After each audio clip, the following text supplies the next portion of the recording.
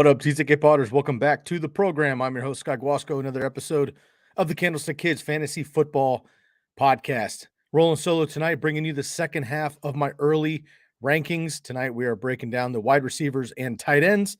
First look at my rankings, but only really diving into the free agent players and the traded players, or perhaps a quick look at some of the players who were affected by a trade or a free agent player coming or going from that team.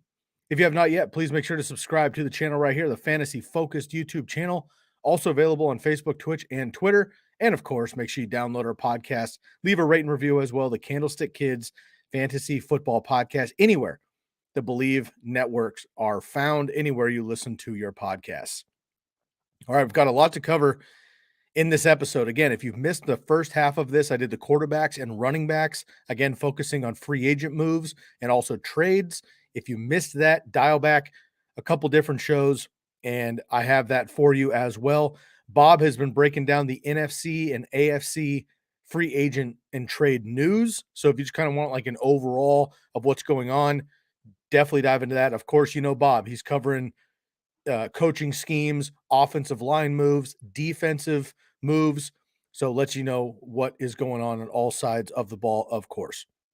Before we get into it, I do want to make sure that we give a shout out to everybody tuning in here to the TCK pod. We're turning the corner here, and I want to open the floodgates a little bit for those of you that might be wanting to cut your teeth in the fantasy football community, industry, if you will. We are looking for another team member or two for the 2022 season. So if you're interested, you're listening on the podcast, make sure you find me on Twitter at Sky Guasco, SkyGuasco,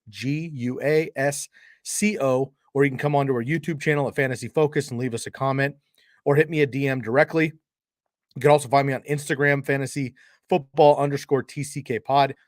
I would love to talk to you. If you are a graphic designer, if you do video or audio editing, that's an extra bonus. We could use those people. But if you also just want to get some mic time, some video time, you're passionate about fantasy football, you take it seriously, you know how we roll, we would love to invite you onto the squad if it's a good fit. So without any further ado, let's get into my rankings.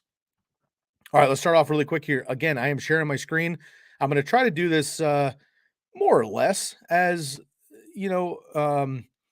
quickly as I can, but as we saw from last episode, it's certainly not going to be a quick episode. We're trying to file these down a little bit so they're not a full hour like they usually are, hopefully about 20 or 30 minutes, but we'll see how it goes. Let me rattle off a couple of names here right off the top. So again, I'm not talking about Cooper Kupp, Justin Jefferson, Jamar Chase, Stephon Diggs, Keenan Allen, Deebo Samuel.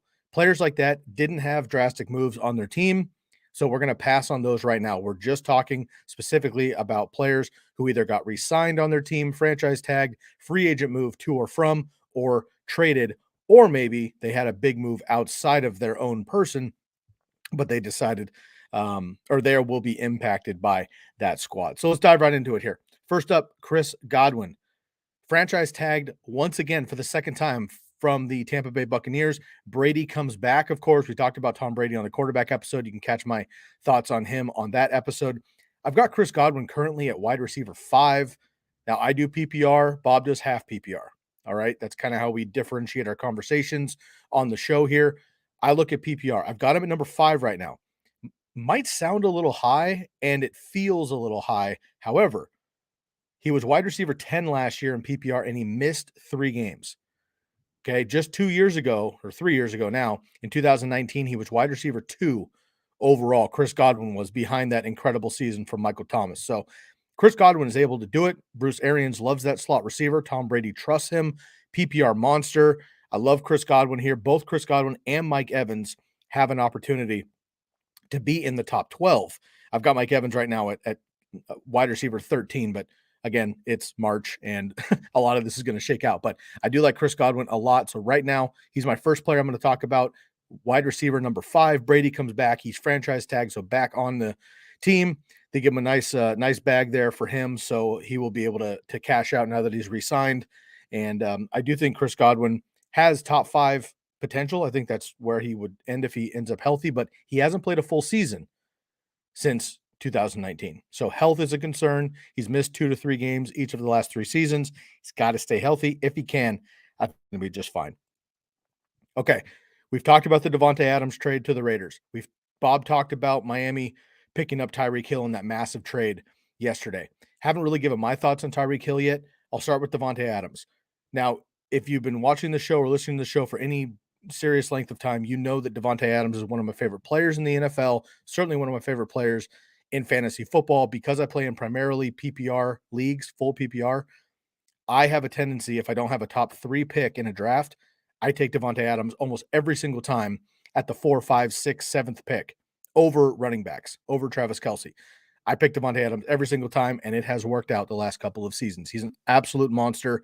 As we all know, I don't need to get into statistics of Devonte Adams' dominance. But being traded to the Raiders matters, right? Now, you can take the mindset of he played with Derek Carr in college at Fresno State. Love that. They put up a ton of yardage. All right, won the conference. They definitely have rapport from back in the day. They've stayed best friends. Devonte Adams grew up in the Bay Area. He's a lifelong Raider fan. This is not some random trade. They have been talking about this kind of behind the scenes for years. I think this will be great halfway through the season and for a couple of years to come after that. The question is, can Devonte Adams and Derek Carr be who they used to be and who I think they will be eventually right away? Now, this is different than regular wide receivers or quarterbacks going to a new team, a new scheme, and the whole thing. You hear Bob and I preach that constantly on the show. This is different because Adams and Carr have played with each other. So is it going to take them a minute to reconnect? Absolutely.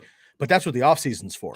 And with COVID kind of moving by the wayside now for the first time in 2 seasons, they finally should have a full offseason. With that, Adams and other players, free agents coming into new quarterbacks, are going to have more time to grow with those guys. And because they already have a rapport, I think it's going to be just fine. So Devonte Adams is perennially my number 1 wide receiver. Before he got traded, when he was still in the Packers, he was my number 1 over Cooper Kupp this year as well. But now with the trade, I just think it's going to take him a couple games to really gel. And Derek Carr has thrown for more than 30 touchdowns one time in his career. All right. Way back in the day with Amari Cooper and Michael Crabtree. So can he do that? Yes, he threw for almost 5,000 yards last year, 4,800 yards. That's awesome. But can they get the touchdowns? Is this offense going to move enough to get Devonte Adams in a position to score? Now, we know he's lethal on the goal line, should work out. But right now, I've got Devonte Adams at number 8. I've seen people who have him still in the top 3 because he's Devonte Adams. I see people who have him, down in like the 15 range because they just don't know what to expect. And then there's Hunter Renfrow, and there's Darren Waller, and there's the run game, right? So right now, I'm going to keep Devonte Adams at number 8. I think it might take them a week or 2 to gel, but once they do, like Jamar Chase last year, once they connect, I think it's going to be all systems go, and they're going to be just fine. So you might even get value in the second round on Devonte Adams, as crazy as that sounds. Okay. Now let's go to the next one, Tyreek Hill. I didn't really give my thoughts on this one. It broke yesterday. Bob had the show with Levy. So my quick thoughts on the Tyreek Hill trade is, A, I don't understand it at all. It doesn't make sense for the Chiefs to let go of Tyreek Hill. I understand they got, a ton of picks back and they pick up the contract and whatever. The Chiefs are in a very unique window that very, very, very few franchises in professional sports ever see. And it's the window where they're literally contending for a Super Bowl for real, or a championship in their respective sport every single season. Now, obviously, they haven't won every one of them, but they've been right there each time, and they do have one. They almost had 2. They should have had 3, potentially. And Tyreek Hill is one of the most lethal weapons in the entire NFL. And for him to leave that team is perplexing to me that the Chiefs would even let him go. It kind of started as a joke, like, oh, yeah, let's see if he can test the market. Well, of course, a great player like that is going to, have the market come to him. So the Jets and the Dolphins come out. Well, the Jets aren't going to work out. So he wants to go to the Dolphins. Jalen Wado, also very fast. He believes in Tua more than I do. Boom. Tyreek Hill goes, 5 draft picks. The concern here, I have him at number 9 right now because I just don't know what to do yet. I just don't know what to do. I'll be honest. I have him at number 9 because I don't want to panic too much and put him down at like 16 where my heart wants to put him. And I also don't want to put him at like number 5 where my brain wants to put him. So I've got him somewhere in the middle right now. I don't believe in Tua. You all know this on the show. I don't hate the kid. I just don't think that he is the type of quarterback to take a player like Tyreek Hill and put him at that level that Patrick Mahomes had him. He just doesn't. All right. A couple years ago, before Patrick Mahomes in 2017, Tyreek Hill played with Alex Smith. Okay. A 75 catch, 1,100 yards, and about 8 touchdowns, which is what he had with Alex Smith, I think is reasonable. But that right there is like a low end, back end wide receiver one. Okay. That's not going to compete with these wide receivers at the top who are going to have 100 plus catches, 12 to 1,500 yards, and double digit touchdowns.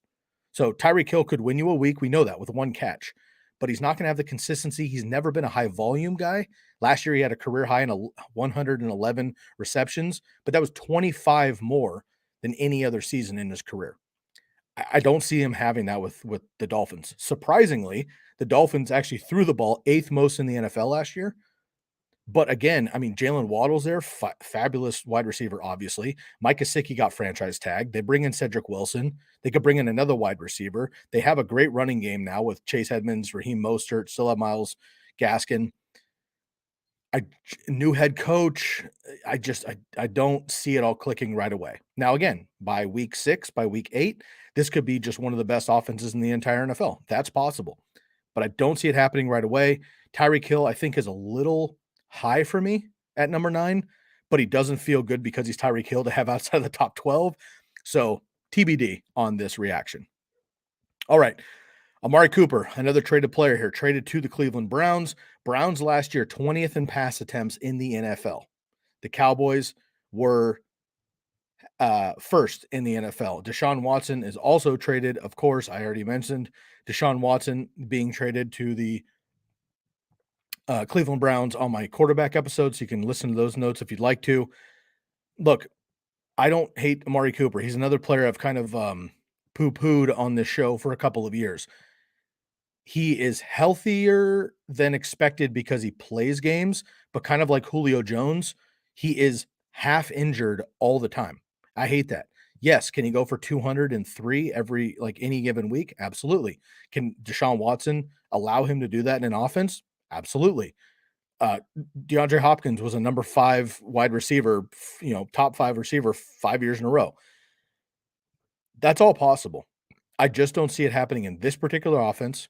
Deshaun Watson has been out of the NFL for at least a year, and they have to have rapport right away. New system, new quarterback.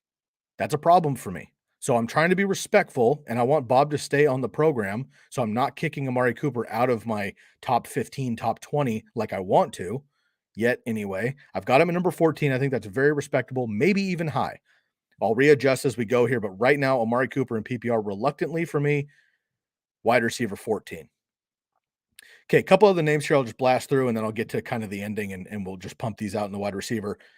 I mentioned Jalen Wado quickly. I'm not going to get too much into him because he didn't move. But again, Tyreek Hill coming in matters. Jalen Wado finished wide receiver 14 last year on 140 targets. That's not going to happen again. He's not going to get 140 targets because Tyreek Hill is going to demand probably at least that many.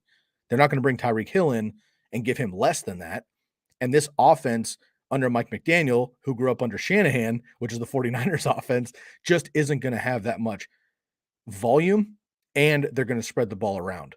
So Jalen Waddle can take a slant to the house. Tyreek Hill can take the top off of a defense. Obviously, these guys could blow up any given week and overall season. They could both be top 15 wide receivers. Absolutely. But I can't in good faith rank both of them yet right now. And just out of respect and pedigree and rapport, I have Tyreek Hill higher. But there is a world where Tua and Waddle are just college teammates, NFL teammates, broke rookie records last year. Maybe Jalen Waddle's the 1A. Could you even say that to Tyreek Hill? Who knows, right? Jalen Waddle, 17 for me, but I could definitely see him over potentially Michael Pittman, maybe T. Higgins, Amari Cooper, right? He could bounce into my top 15 by the time the season starts, but right now I've got him at 17 as we evaluate. All right, Mike Williams, again, re-signed with the Chargers. We don't need to talk much about him. He stayed put, but re-signing is massive. Okay, top 12 wide receiver last year, number 11 in PPR. He's got 1,000 yards under his belt, 10 touchdowns, as we always say. He could still have it. I've got him at 18, which feels very low, but all these other bona fide number ones, it's hard to rank him higher than that. But Mike Williams might be another guy in like the 5th round, 6th round, who could end up being a steal if you get him as your wide receiver 3, who could end up being, top 12 wide receiver overall. So keep an eye on Mike Williams. Now, quick note on DK Metcalf. He didn't move, obviously, but Russ going to Denver, which I talked about on my previous episode, this is massive, right?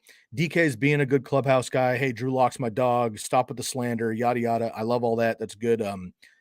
Juju and mojo for the Seahawks. That's awesome. The reality is Drew Lock is not Russell Wilson. Okay. Geno Smith is not Russell Wilson. Any rookie they bring in is not Russell Wilson. Baker Mayfield is not Russell Wilson if they bring him in. Colin Kaepernick, as much as I think he needs a second chance in the NFL and Seattle's a great fit for him, he's not Russell Wilson. So no matter what, DK Metcalf is taking a hit for me. I've got him at 19 right now. DK is my boy. He was in my top 5 last year. I just don't love it currently, and we'll have to see what happens with the quarterback situation moving forward. Jerry Jeudy does get Russell Wilson. Deontay Johnson gets Trubisky or a rookie. What happens with him? Terry McLaurin, he's got a new quarterback in Carson Wentz, right? Cortland Sutton has a new quarterback. Russell Wilson, is that going to be great? Is it Jerry Jeudy? Is it Cortland Sutton? DJ Moore, he doesn't even have a quarterback right now, right? There's a lot of moving parts here with the wide receivers. Cordero Patterson, I already covered in my running back episode, but again, he resigns with the Falcons. I love my boy Marcus Mariota, but I can't imagine Cordero Patterson is going to surprise anybody this year, right? Came out of nowhere last year. He was running the entire offense. He had a ton of volume, ton of scores that boosted him in fantasy football. I can't imagine he's going to surprise anybody this season. So probably fading Cordero Patterson if he ends up like something crazy, like a 3rd, 4th round pick. But if he's a 6th, 7th, 8th round pick, which he should be, I think I'm going to take that value all day long because we know the upside. Okay. Juju Smith-Schuster signs with the Chiefs. Tyreek Hill leaves. Well, Juju comes in, and then Tyreek Hill still leaves. So the question is here, is Juju the number one, or is Mecole Hardman the number one? They signed Marquez Valdes-Scantling earlier today. Maybe he's like a 1B because he can take the top off too. So Travis Kelce already holds the middle of the field for the Chiefs. So is Juju going to play on the outside more? Is he going to play true slot?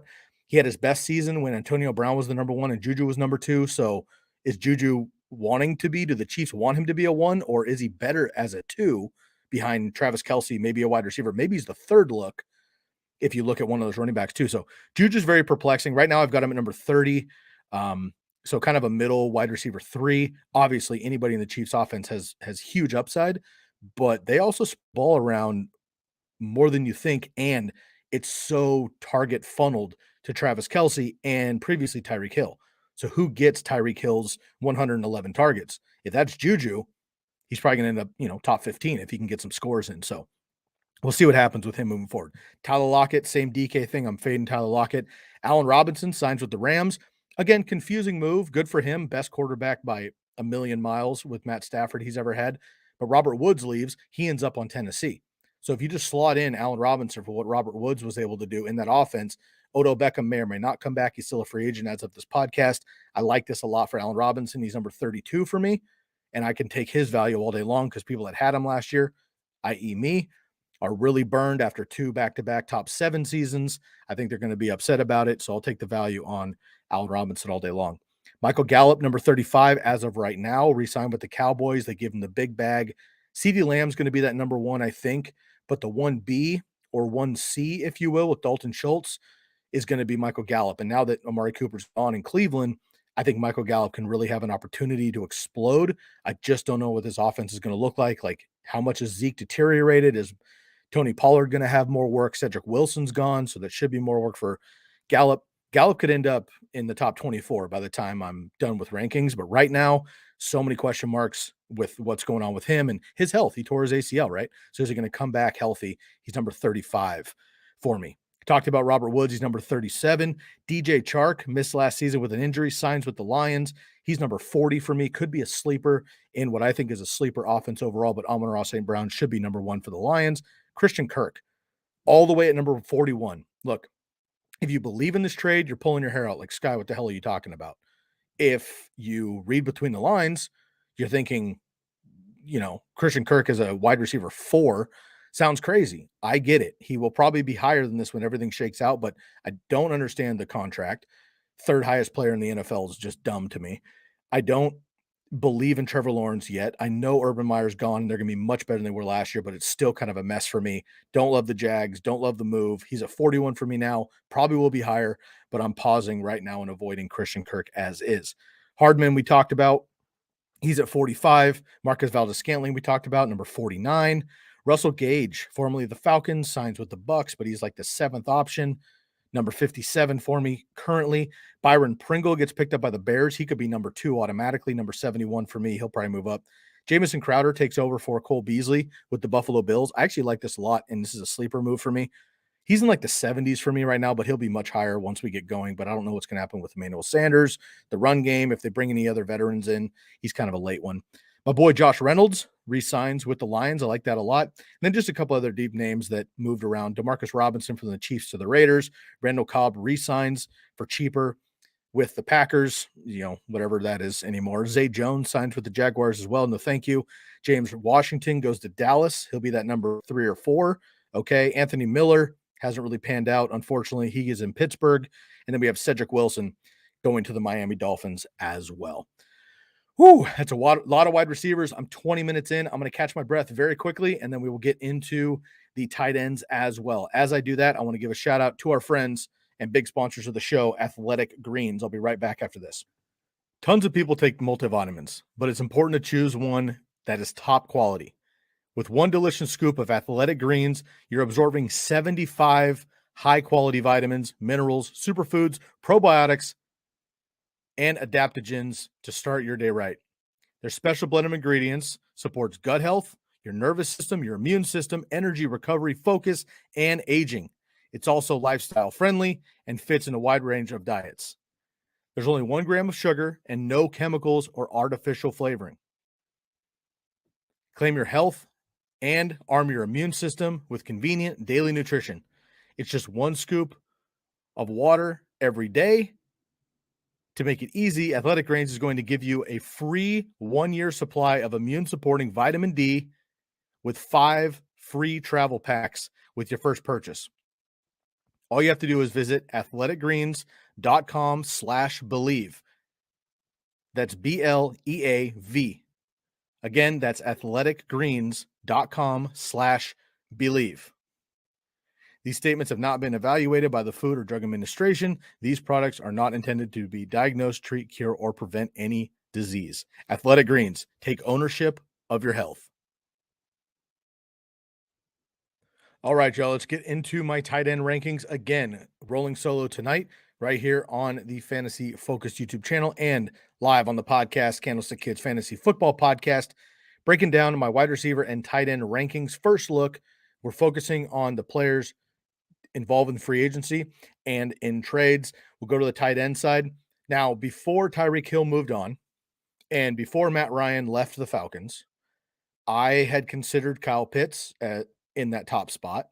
I considered Mark Andrews in the top spot. I considered George Kittle in the top spot. And of course, you have to consider Travis Kelce.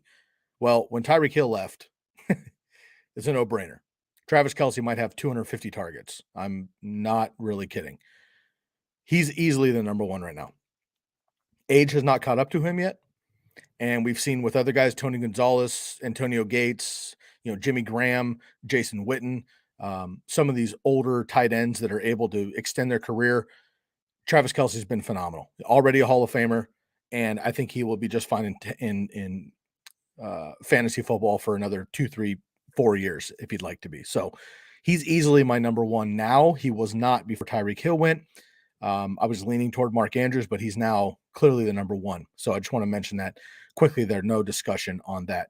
Kyle Pitts didn't move, but he does get my boy Marcus Mariota in. Marcus hasn't played as a starter for a couple of seasons. However, when Derek Carr went down against the Chargers and Marcus came in early in the game, Darren Waller had 11 targets, 100 yards, and 2 touchdowns. Okay. He targeted his tight ends in college with the Ducks. He also had Delanie Walker, an old Delanie Walker with the Titans back in the day as a top 6 tight end. Marcus will throw to the tight end. Pitts and Patterson are the entire offense still with the Falcons until that changes. I like Pitts. He could be the number 2, could be the number 1 if Kelce stumbles. I do have Andrews and I do have Kittle ahead of Pitts just because I want to see how Marcus, moves in on the Falcons and how everything blends right there. But tight ends coach again over there, and Marcus is used to that too. So with Arthur Smith in there and Kyle Pitts in year 2, he could be a top 2 or top 1 pick, but right now he's number 4 for me. Darren Waller, number 5. Look, he's going to be top 5 because of the talent, but he can't stay healthy the last 2 seasons after his breakout 2 years ago. This is interesting because I'm not going to be reaching for Darren Waller in the second round or third round the way we've doing it the last couple seasons. But if Darren Waller falls to the 5th, the 6th, the way that tight ends might fall in the middle rounds, his upside might even just be a value at that point, right? If you got 2 running backs and 2 or 3 wide receivers, and then you get Darren Waller in the 6th round or something like that, if he falls because people are afraid of Devonte Adams coming to town, I think that's a steal, honestly, and I'll be picking that up all day long. I'm not drafting him in the 2nd or 3rd round. I would love to draft him in the 5th or anything later. Is just a bonus for Darren Waller. So he's still number 5 for me. Gronk, just a quick note on Gronk. He remains in the top 7 for me. I've got Dallas Goedert a nudge above him because of PPR, but Gronk could easily catch 8 to 10 touchdowns, and in tight end land, that's probably top 5. So Gronk remains in the top 7. Okay, Logan Thomas, just a couple quick notes on some guys that have moved around here. Logan Thomas does get Carson Wentz, who comes in as that quarterback, assuming Logan Thomas is healthy enough. Wentz loves his tight ends. Logan Thomas, number tight end 13 for me. Then we have Dawson Knox, tight end 14 for me, but O.J. Howard comes to the Bills. O.J. Howard hasn't done enough for me to be super scared, but I know the offense is there. I know the ability is there. And Dawson Knox is a touchdown machine last year, but if he doesn't catch those touchdowns, he doesn't have regular numbers to be that high. So this is kind of a finicky. I don't think I'm going to draft Dawson Knox, but I feel comfortable with him in my top 15 because of the upside. Mike Gesicki might feel a little low for some people here at number 15 for me, but again, he's franchise tagged, so the Dolphins love him. That's great. He was tight end 8 last year in PPR with only 2 touchdowns, so his room to grow is immense. But Tyreek Hill coming in, Cedric Wilson coming in. They have the run game where they invested 2 starting running backs from other teams, Raheem Mostert and Chase Edmonds, and a new head coach. Who knows? People think like, oh, could he be George Kittle because of Mike McDaniels and 49er connection? Yeah, I mean, he could. I don't see that happening. But Mike Gesicki to me could be tight end 15, could be tight end 20, or could be tight end 3. I'm probably not going to draft him, but for me, he's top 15 because of the talent. Albert O, number 17 for me right now. I'll keep evaluating that as we see what happens with the Broncos, but getting Russell Wilson helps, but Russell Wilson hasn't been a big tight end guy, so we'll see what happens there. Mo Alley-Cox at 19, getting re-signed by the Colts, and Matt Ryan there, likes his tight end historically as well. Noah Fant plummets, unfortunately, heading to Seattle in that trade. If it's Drew Lock, then okay, I guess, but I don't want anything to do with Noah Fant. Maybe a tight end too, if he's available, just because of the upside and the connection, but I don't see Lock lasting, and I don't really want Noah Fant. He can't stay healthy anyway. Evan Ingram, I want to rank him higher than tight end 22, but on the Jags, I just don't know yet. They have a lot of mouths to feed there. Who knows? They're all new names. It's basically a fresh season because they rinsed all the coaches out, and Trevor Lawrence had a shitty rookie season. So I want Evan Ingram to be in my top 15, but until I see something happen, he's still pretty low for me. Gerald Everett, also pretty low for me, but I think he's might be a steal. Signs with the Chargers, right? Jared Cook is still around. They have Darnell Parham, as we know, but Gerald Everett's still around. I think Gerald Everett could win that job outright in camp. Very athletic. We've seen flashes. If he does, I like him a lot as a late round tight end. Austin Hooper signs with the tight ends. Meh. I mean, he was tight end 6, back-to-back seasons a couple years ago, but I just don't see it. I don't think he's crazy athletic. I didn't really like the contract when he signed with the Browns. Then they get rid of him, and now they pick 2 other tight ends over him in Cleveland, and he goes to Tennessee, where they've had a lot of, Ferkser and Jonnu Smith, and it's just not exciting to me. So I'm going to pass on Austin Hooper, but I want to mention these guys. O.J. Howard, I already mentioned, tight end 30 right now, but he's a sleeper for me in late rounds. Hayden Hurst, remember Hayden Hurst, who was awesome for about a half of a year, a couple years ago. Again, drafted before Mark Andrews. Tight end 33, not interested. CJ Uzomah and Tyler Conklin, both signed from the Bengals and the Vikings, respectively, to the Jets, number 39 and 40 for me. Conklin, I just don't know about yet, and CJ Uzomah nursing that injury. And then, of course, Ricky Seals-Jones comes over from Washington, or he comes back to Washington, I should say. We'll see what happens with him, but he's at 43, so not a lot to mention there. Okay, once again, a lot of names. I know it's a lot to cover in one single episode. I'm trying to keep it somewhere around 30 minutes here for you, make it a little more compact in the offseason. I appreciate you sticking with me. Once again, quarterbacks and running backs on our previous episode, those are free agent and trade moved players, and kind of my initial reaction on those guys. This one was the wide receivers and tight ends.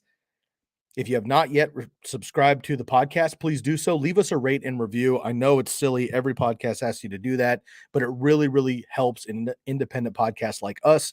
It helps us so much to boost our algorithm, get our word out there so more people can hear it. So I appreciate the support more than you know.